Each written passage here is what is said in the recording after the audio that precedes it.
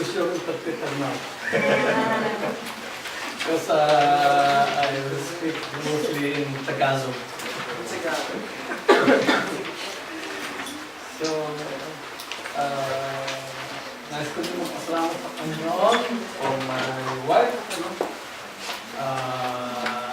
During my vacation, talagang nalambing. Pagka lalabas kami, sasakyan tayo.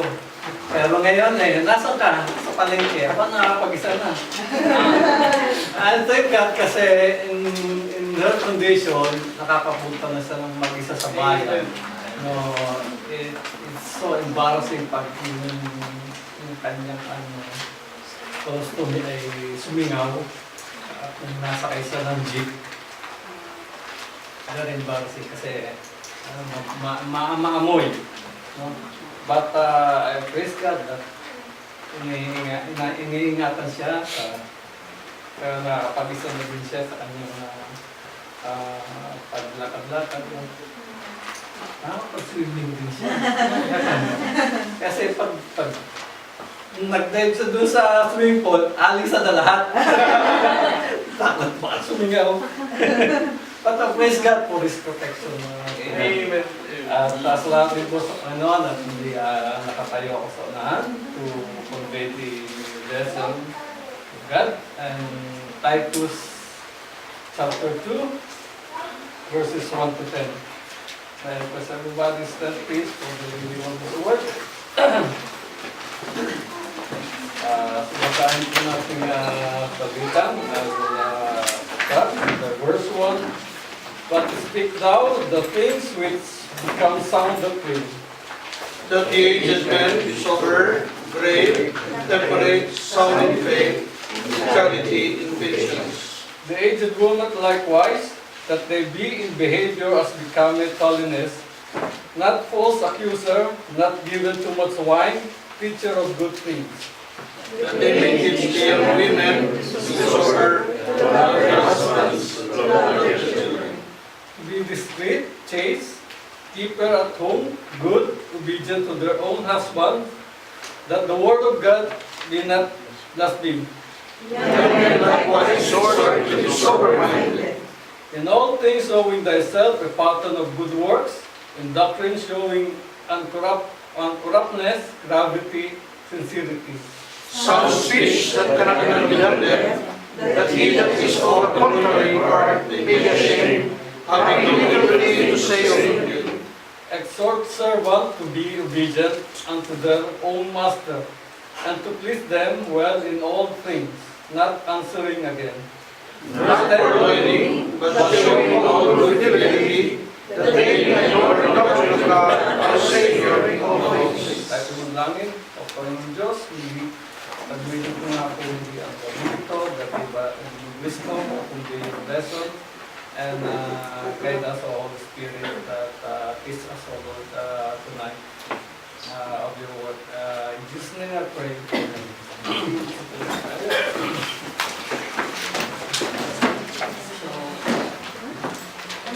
So, we will study about Titus chapter 2, verse 1 to 10. Last time we tackled the lesson about the pastoral responsibilities in chapter 1. No? And now we'll discuss this Titus chapter 2, verse 1 to 10. And the title of our lesson is How to Have a Healthy Church. How to have a healthy church. So everybody of us have a desire to have a good health. No? The same thing with our Lord. He wants to see His church that is healthy. In contrast to the false picture, was to speak the things which become sound doctrine. What turns us to a physical body? Dadala nga natin ng dun sa afternoon teacher, sulat lang yung pangalan ng Titus. In contrast to the false picture, Titus was to speak the things which become sound doctrine. what germs are to be a physical body. Thank you po ito po kasi. False teaching is to a spiritual body, the church. So false teaching is the spiritual body. In the verse that we make up this section, you will find a blending of doctrinal teaching and practical illumination. For the two must go together. Paul discussed several areas of ministry in the local church. So we can see on these verses that there are three groups discussing about three groups in the church. So we will study to have a healthy church with this characteristic of a group of believers. No?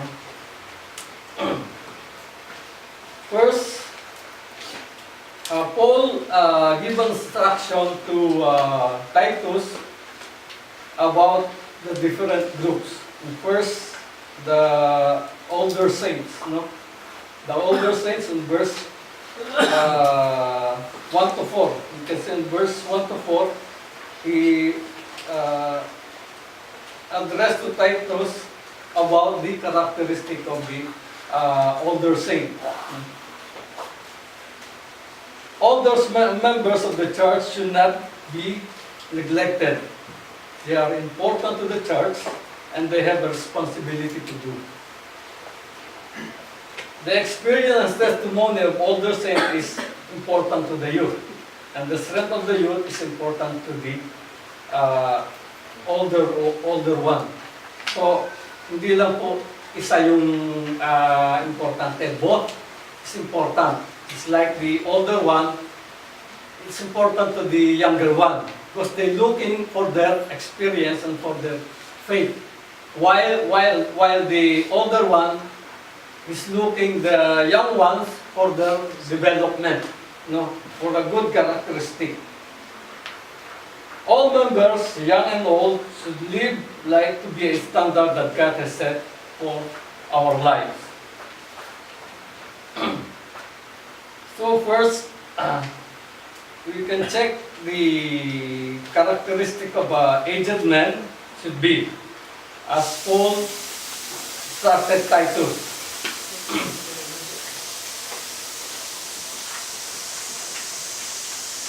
The aged man should be aware, no? And in verse 2, that the aged man be sober, grave, temperate, sound in faith, in charity, and patient. Sober means watchful. So vigilant. They should be vigilant, watchful. So they are the elder of the church. Yung sila po yung matatandang Kristiyano, matanda sa iglesia na always na titingnan po nila yung church o yung mga bata. No? Just like in our home, yung mga parents po natin ang laging tumitingin sa mga bata, sa kanilang anak. Same as the church. So, the aged men ay kailangan watchful po sa church. No? Kung may mga pumapasok na mga maling turo, so kailangan makita niya agad at mapatigil, as Paul discussed also in verse 1 and chapter 1. So an aged man should be sober, watchful. He is also a grave. Grave is a dignified. So it's an honorable. No? It's an honorable. Hindi just like meron kasi mga aged person na hindi honorable, hindi ba kagalang-galang, no? Minsan ang dating sabi nila yung ano bang term doon? Basta na, no? Basta na. So para bang walang pinakatandaan, sabi nila, no? So he should be honorable, dignified, worthy of respect. He is also temperate. So, mapagpigil. So, temperate, pigil din po siya. Another characteristic of aged men should be sound in faith, in charity, in patience. Sound in faith means in good health. So, sound in faith, it should be have a doctrinal conviction. So, matibay yung paniniwala niya, yung faith. Have a firm foundation. No, it's a firm foundation. And also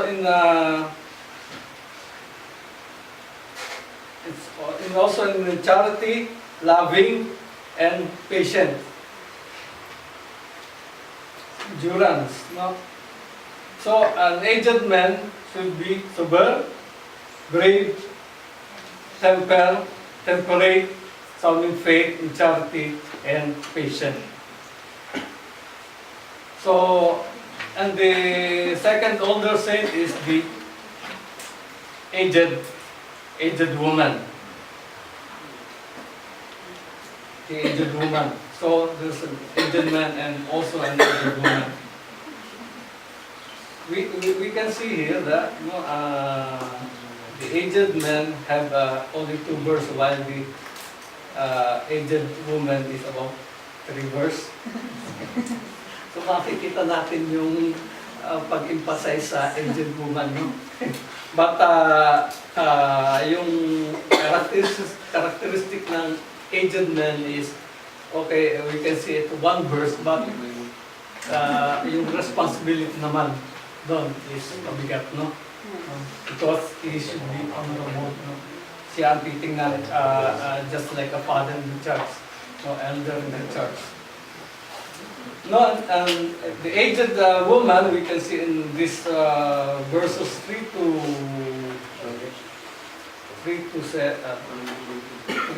4, 5. So, the aged woman likewise, that they be in behavior as becoming holiness, not false accuser, not given too much wine, teacher and good things, that they may teach the young woman to be sober, to love their husband, to love their children, to be discreet, chaste, keeper at home, good, obedient to their own husband, that the word of God will not be blasphemed. So he should she should have a holy behavior, no? The aged woman have a holy behavior, not false accuser, no? Hindi palabintangin. Hindi siya palabintangin. He have a holy behavior, banal na pakilos, and also here stated not given too much wine. Maybe Paul stated that because the woman there in Crete is paglalasing. Siguro dala pa yung human nature nila,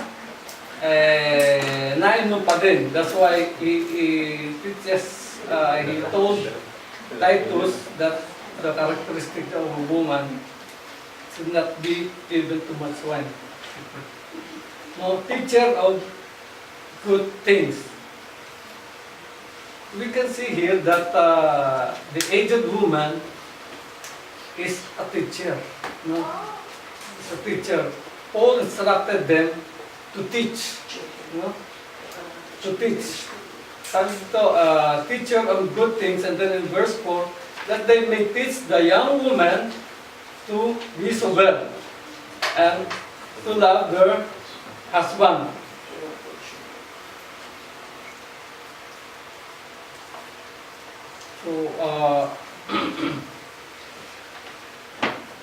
So, the aged woman, they should not speak badly of others. And also, women should control their tongues. Kasi normally, Alam niyo na, no? Masyadong masalita, no? Kaya sabi nga nila, pag sa bahay, pag daan sa unang tenga, labas sa kabila, no? Para walang away. No, so they should teach the children. They should teach the young woman, no? Teach the young women to be sober, and to love their husband, to love their children. So the responsibility of aged woman is to teach, to train the young woman, no? Because of their of experience in life, they should teach or pass whatever experience they have. If that is bad, that they need to avoid.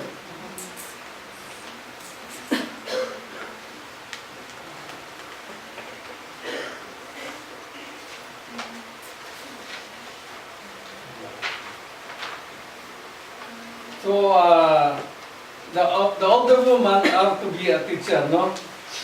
And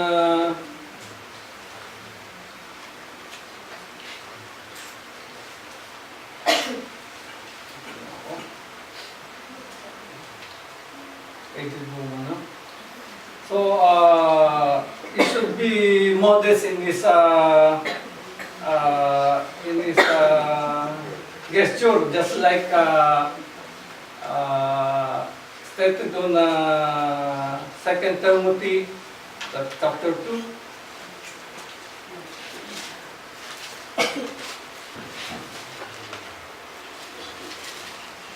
Second Timothy chapter 2, 9 to 10.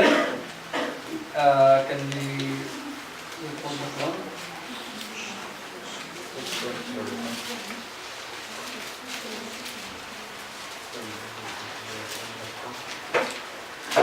Second Timothy chapter 2, 9, verse 9. In like manner also that women adorn themselves in modest apparel. First Timothy chapter 2. In like manner also that women adorn themselves in modest apparel with shamefacedness and sobriety, with not with broidered hair of gold or pearl or costly array, but which becometh woman professing godliness with good works. So we can see, makikita natin kung ano dapat ang yung itsura ng isang babae na she should be a model sa mga young people, sa mga young women. So you should have a holy behavior and not false accuser, no? Hindi palabing-tangin, but so why Paul stated that a aged woman is palabing-tangin? Maybe this a natural characteristic. Sorry po if I offend others. Maybe or because of their yung masalita sila, no? Minsan ang tingin karamihan malimit, nakikita natin mga chismosa, no? Mostly mga mababae, ang thinking ay mga chismosa, no? But so they should be hindi sila masyadong yung accuser, no? So not full accuser, not too much wine, teacher of good things. So they should love their husband, no? They should love their husband. I remember, no? I experience, no? Whenever magbabakasyon ako, talagang parang hari, no? Because lagi niya akong inuuna. Andyan muna kayo mga bata. Lagi muna. No? Because the Word of God teaches that to love the husband and the wife. No? So unahin muna yung asawa. No? I cannot remember what verse is that, but sinasabi doon na unahin muna yung asawa mo before yung mga children. So we need to love they need to love their husband. They should love their husband, and they should love their children. So to love their children is to turuan sila ng maayos. First of all, the Word of God. No? Dapat bata pa lang, turuan na sila, as the Bible says. No? Teach them. No?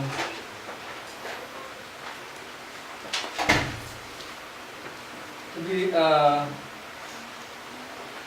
so it is, the aged woman have the contact is also to be pure, protect the holiness of God, and also she should be a keeper of household, no? Keepers of home. So dapat yung aged woman is keeper of home. So hindi naman masama yung magtrabaho siya, magtrabaho yung babae, but it should maintain yung tahanan, yung pag-asikaso sa tahanan. Meron namang iba yung nasa tahanan ka nga, okay, hindi ka nagtatrabaho, nasa tahanan ka nga, but are you responsible for anything na gawaing bahay? No? Minsan, gutom na yung mga anak dahil kay Facebook, nag-internet, o kung ano ginagawa. So, hindi niya dinasikaso yung tahanan. So, he should be a keeper also of a house, no?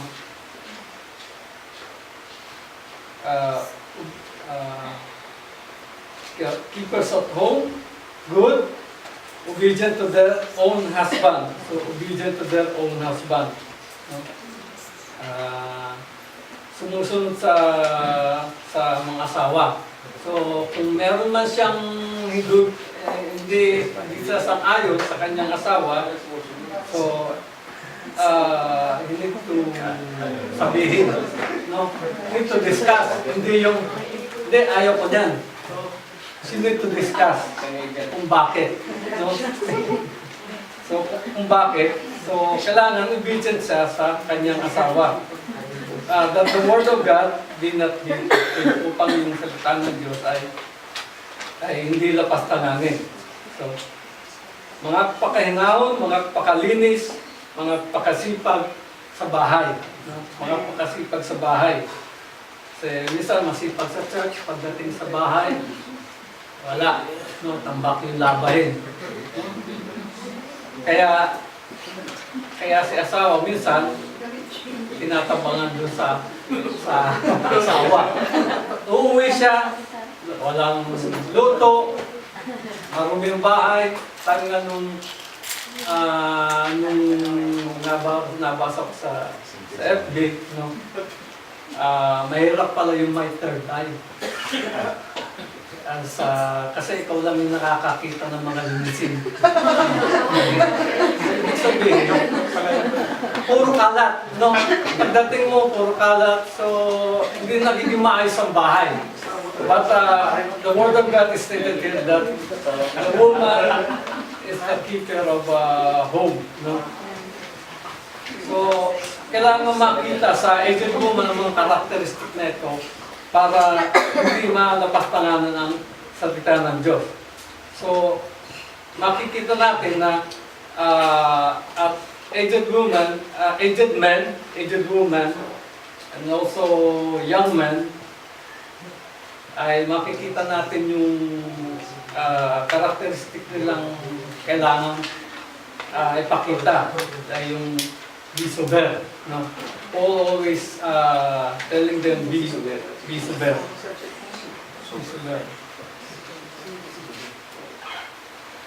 So we go to second point, the younger saints.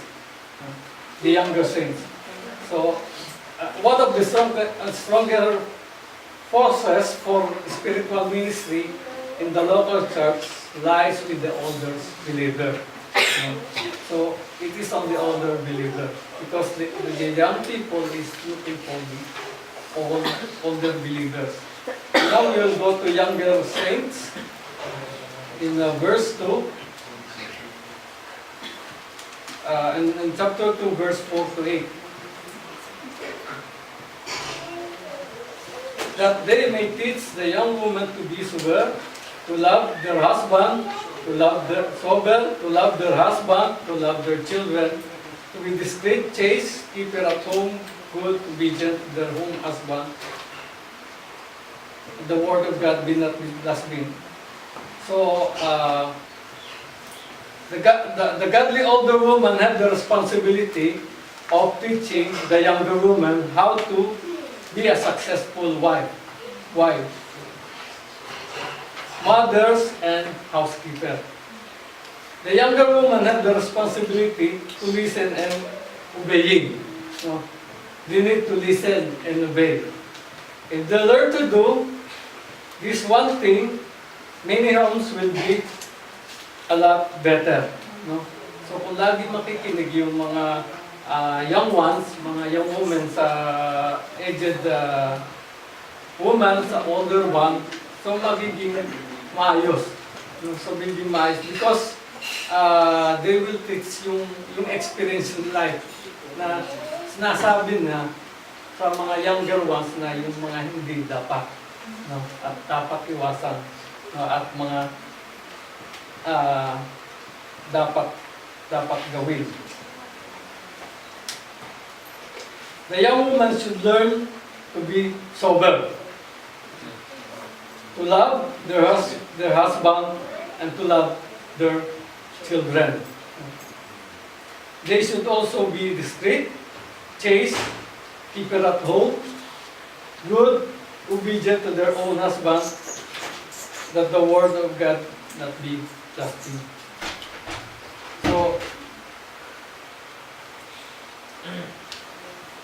So the young woman should learn to be sober, to love their husband and their children. That's why it's good also that na hindi lagi na lang yung fellowship ay yung mga young people. No? Should have sometimes a joint fellowship with the aged woman, with the older saints, no? With the older saints, no? Kailangan may fellowship and to discuss what we need to learn, the young ones, no? Kasi kung lagi lang tayong mga young people, anong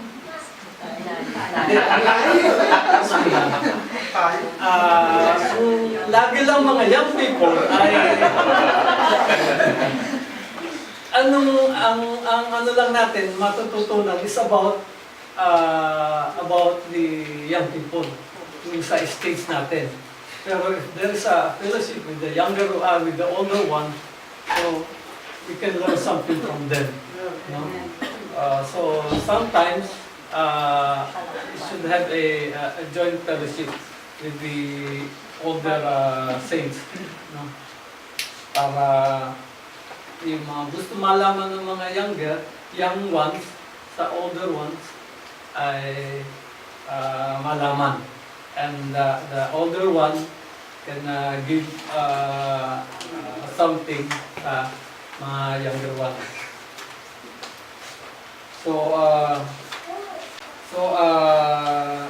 Young women need to be sober and to love their children. No? So they need to learn how to love their husband and their children. No? O kung wala pa sila sa family life, so they can prepare for a family life. Second thing, a younger saint, a young man. No? Young men likewise, so likewise, gayon din.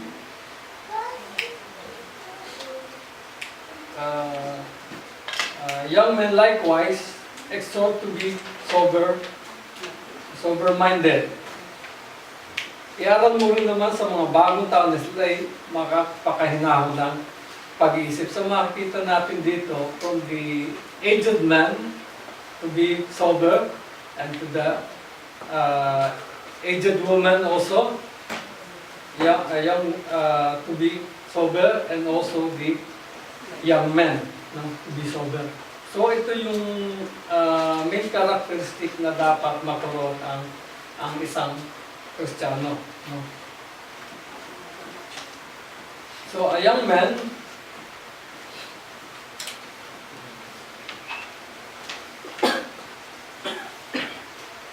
so we can see on verse 6, no? A young man likewise exhort to be sober-minded, self-control, a pattern of good works, a purity in doctrines, grave and sincere. They should also be sound in speech, that it cannot be condemned. A good illustration of this is just like Daniel. No? Makikita natin yung kabataan ni Daniel na talagang nandun yung faithfulness niya sa Panginoon, na hindi siya kinakitaan ng anuman. Nandun yung faith niya sa Panginoon. It's a good example of being a young man. And also,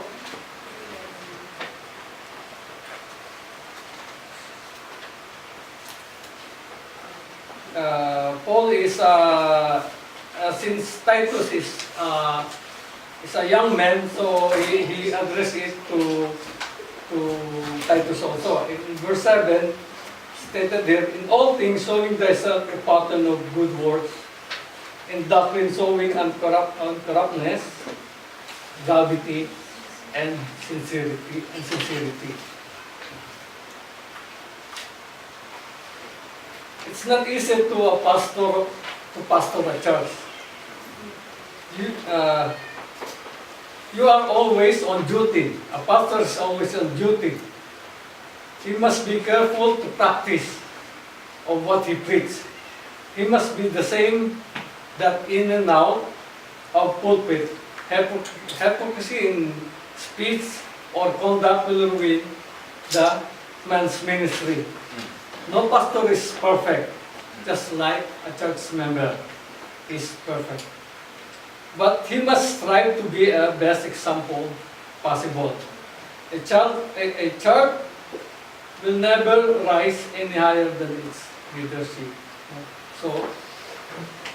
So kailangan yung church, yung Christian should be a good example. Should be a good example. Dahil kung hindi natin maipakita yung Christ-like natin, yung attitude of being a Christian, ay tunay na sakit ng ulo ng pastor. Meron yung ilan tayo na makikita na hindi faithful, hindi okay yung ating pananampalataya, yung ating kilos. So, it's very difficult to pastor. So, it's not only the pastor but also the member have the responsibility to have a healthy church. So, first, we have older saints. Second, we have the younger saints. And third, we have the Christian servant. Verse 9 to 15, 9 to 10,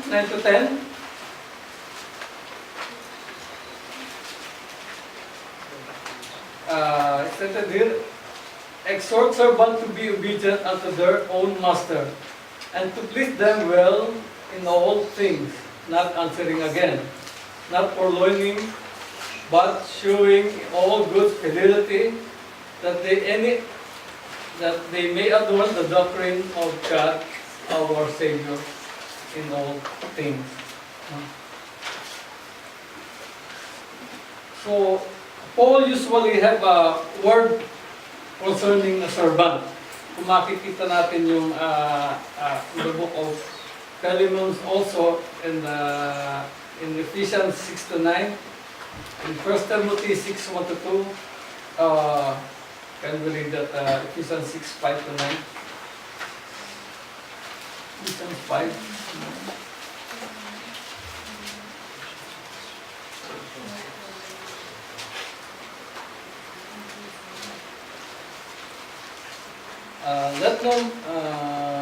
Ephesians 5, 6 to 9.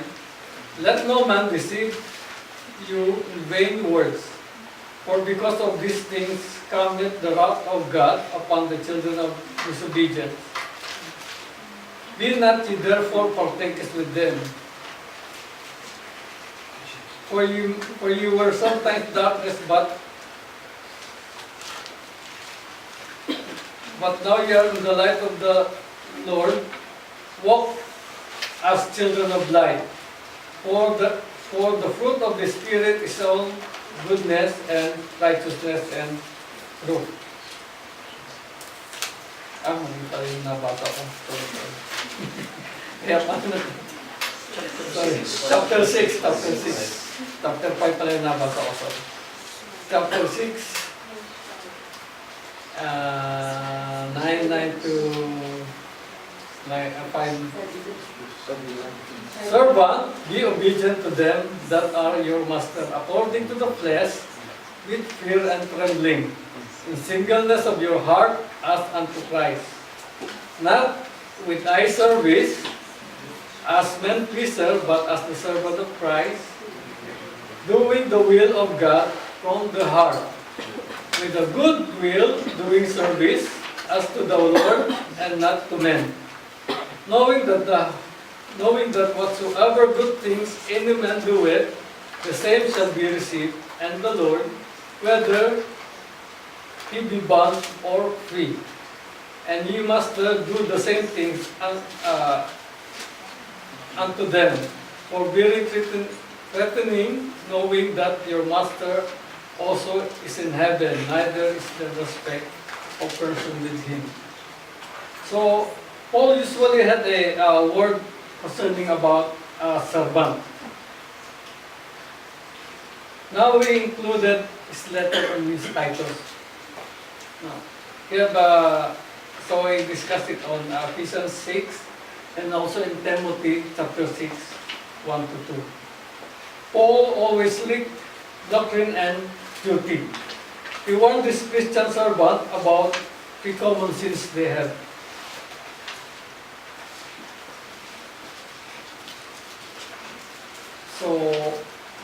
So one is disobedience. They were to obey the master and to seek to please them, which they meant going the extra mile, no? So they need to seek their master, no? They need to obey their words. Kailangan nilang ang servant ay kailangan sumunod lagi sa amo. Servant ka nga eh. So, kailangan mong sunod sa kanya at laging kailangan mong ma-please siya. No? Kailangan ma-please mo siya. So, in doing this, siyempre, matutuwa yung iyong master. No? So, the servant should not be disobedient person. No? Second is not answering again. Not answering again.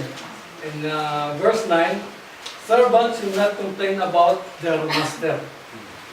If they can't obey the master, then better they should go look for another job. No? They should not complain. Before you enter to your job, before kang ma-hire, no? sinabi na sa iyo yung mga kondisyon. No? Itong sahod mo, itong timing mo, itong trabaho mo. Pero, pagdating mo sa trabaho, baka magpakumplik. Late naman ang sahod ko eh. Upo na lang ako. Kaya silang malalaki ang sweldong tumabaho. So, hindi magandang attitude yung gano'n. Kung paano natin tinanggap yung trabaho, in that condition, the same thing, dapat tayong magtrabaho. So, hindi tayo dapat sumugod sa kanila. Sila yung amo natin.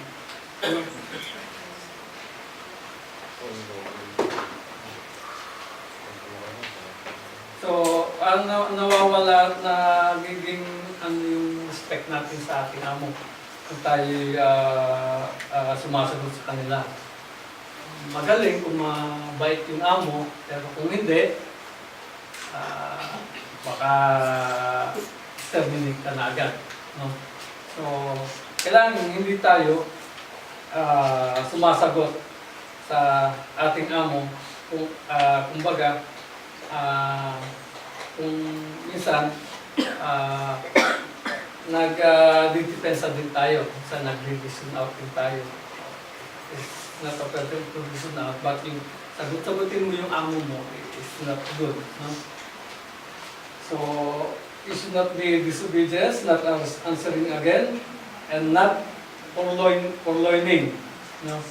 At makikita natin ito sa Philemon's 1:8 about Onesimus. No? About Onesimus. Onesimus is a servant, and his master is Philemon. No?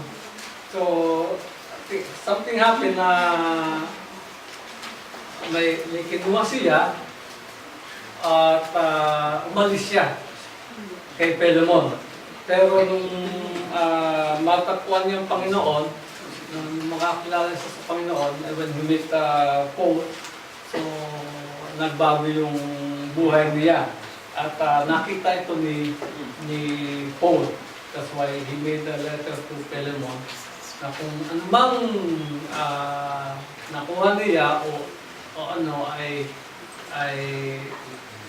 ano yung tawag doon? Sa kanya na lang na parang siya na lang ang mag-biber nun. No? So, not for learning, no, servants should also avoid the sin of stealing. No? The sin of stealing. So, kailangan huwag tayong magnakaw sa ating master o sa ating company. Is different kind ng pagnanakaw is not only the things that kinuha mo. Yung mga pagnanakaw sa oras, no? Na hindi pa uwi ka na o hindi ka nagtatrabaho ang time ng trabaho. So, it's stealing, pagnanakaw din ng oras. No? So, it should be avoided by the Christian. Sometimes nakikita natin yung iba, banjing-banjing lang. Samantalang ikaw ay busy-busy. So, huwag kang tumingin sa kanila. Hayaan mo sila, kung ngayon lang nila, basta trabaho ka lang. So, isipin mo na nagtatrabaho ka, sama mo at nagtatrabaho ka sa Panginoon. Isa kasi talagang nakakairitang busy-busy ka, ba makikita mo yung iba kay Facebook, nag-YouTube, nakakayamot pa ito, may sound pa yung kanilang mairita ka. Okay, normal for the people, but for the Christian, no, huwag natin na pansinin sila. Gawa lang tayo, trabaho lang tayo. So, Christian employees must obey orders, not talk back and not steal from their employers. So, So, because to talk back or is something like parang nagre-rebel ka o may resistance ka sa iyong amo. Paul give reason why a Christian worker should be trustworthy. This will beatify with honor the word of God. When we serve faithfully, we beatify the Bible and make a Christian message attractive to unbelievers. Yes, stated in 1 Timothy 6:1. So let me check that. 1 Timothy 6:1.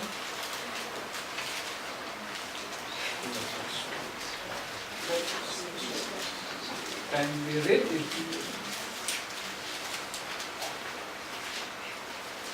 First Timothy 6:1, let as many servants as are under the yoke count their own master worthy of all honor, that the name of God and His doctrine be not blasphemed. We can see that is beatified the Bible when we faithful to our master. And kasi yung buhay nga natin is a message na sa mga unbeliever. Pero kung makikita nila na we act just like them, so wala din. Bakit pa ako makikinig sa mga Bible study nyo? Parehas din na naman ang kilos natin. Same line naman tayo. Nothing change. So, as a Christian, we should be act like a Christian. As a member of the church, it's like this.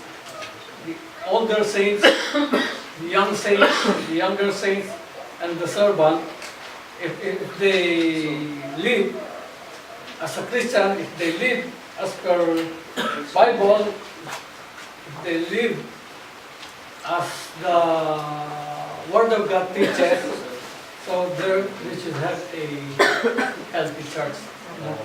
There is a healthy church, and it's beatified the Word of God. In conclusion, when every members of the church obey the standard given in this passage, so the result will be a healthy church.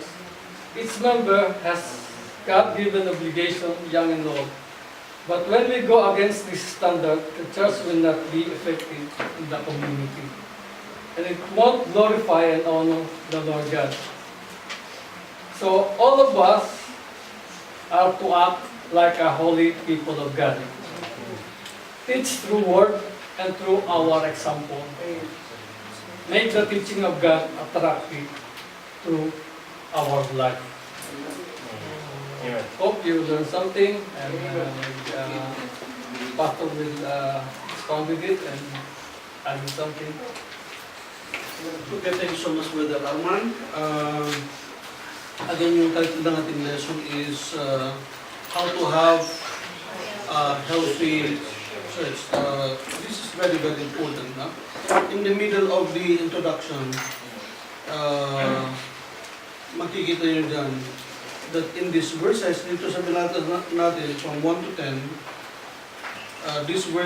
in the verses that make up this section, you will find a blending of doctrine and doctrinal teaching and practical admonition. Very, very important dito. Okay? Magkasama ito. So, yung different areas ng ministry ng local church. All discuss several ministries of the local church. So, again, let's just go through the verses. And then, if you have questions, magtanong tayo, no? Verse 1, but speak thou the things which become sound. What does it mean? The word sound means what? Healthy. Healthy. Okay. Pure with red, but healthy doctrine, pure doctrine. In verse 2, so, should not be neglected. Hindi dapat napapabayaan niya. So, huwag yung papabayaan sa brother.